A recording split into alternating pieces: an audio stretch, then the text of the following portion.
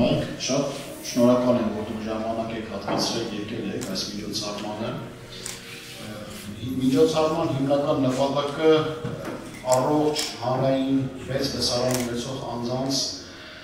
մտածելակերպ ունեցող անձանց, ովքեր որ Հայաստանի Հանրապետության համար պայքար են մղում, ձևավորել մի հարտակ, որը որ կլինի քննարկումների համար նախատեսված, ընդ որում սա ցանկանում էինք ձևավորել մի այնպիսի հարտակ, որը ապաքաղաքական լիներ զուտ կուսակցականության առումով,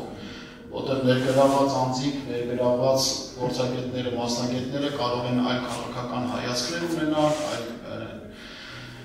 հեռանկարներ պատկերացնեն, այլ անձանց սատարեն կամ կուսակցությունների դա որևէ կերպ նշանակություն չունի, որտեղ բարձրացված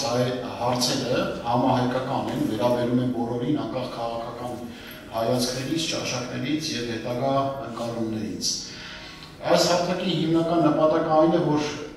երաշխավորության սկզբունքով անընդհատ ընդլայնվի, իհարկե վետոյի գաղափարել կցանկանանք որ լինի, որտեղ մենք գիտենք դաշտում բավականաչափ ապակառուցողական ուժեր կան։ Ինձ համար սկզբունքային է եղել, որ այս հարտակին չհրավիրեմ անձանց, որոնք 30 տարի հնարավորություն են ունեցել Հայաստանի Հանրապետության պաշտպանունակությունը բարձրացնել և հիմա էլ ունեն հնարավորություն Հայաստանի Հանրապետության պաշտպանունակությունը բարձրացնել,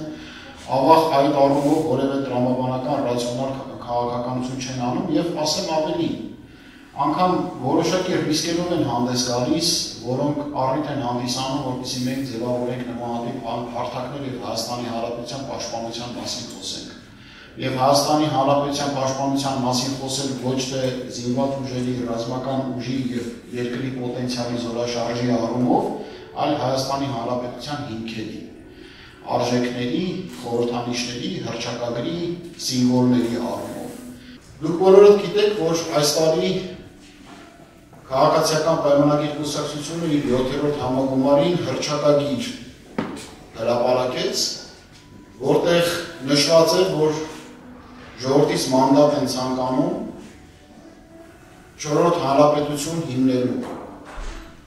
Մենք շատ լավ գիտենք հռչակագրերը, որպես այդպիսին իրենք գիտական հիպոթեզեր պարունակող փաստաթղթեր չեն։ Այնտեղ կոնկրետ է ամեն ինչ գրվում եւ կոնկրետ ծրագրային առումով բազմաթիվ ռիսկեր կան, որոնք որ գոնե ես նկատի եմ ունեցել։ Եվ եթե նայեք էկրանին, սա նամակի առաջին մասն է, որտեղ ես մեջբերում եմ այն հատվածը, որ պաշտոնական իրենց կայքում իրենք հրապարակել են 7-րդ համաժողովի ընթացքում և այդ կայքում կա, որ ցանկանում են կայացնել 4-րդ հանրապետություն։